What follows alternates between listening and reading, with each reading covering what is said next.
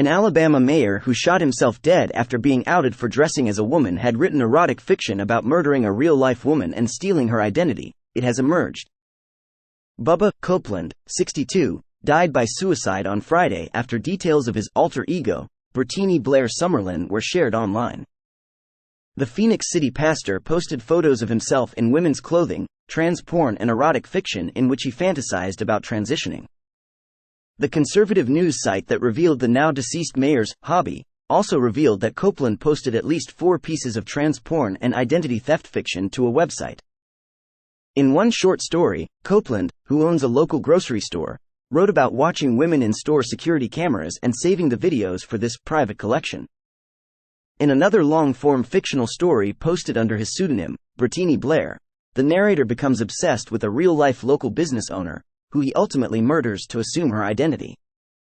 The story goes into detail about the steps he takes to transition and completely change his body to match the one of a real-life local woman living in his town.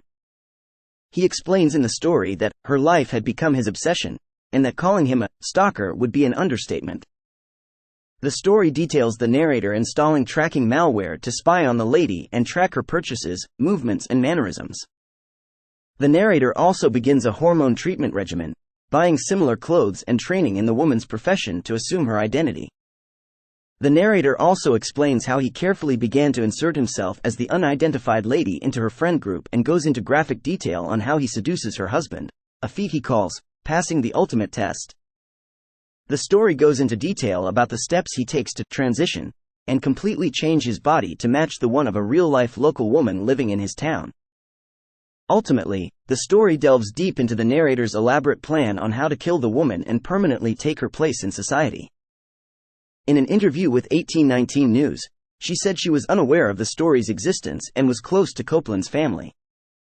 After Copeland's dual identity was revealed last week, the father of 3 told congregants he was the subject of an internet attack. Copeland shot himself with a handgun following a slow pursuit by police after they were called to conduct a welfare check.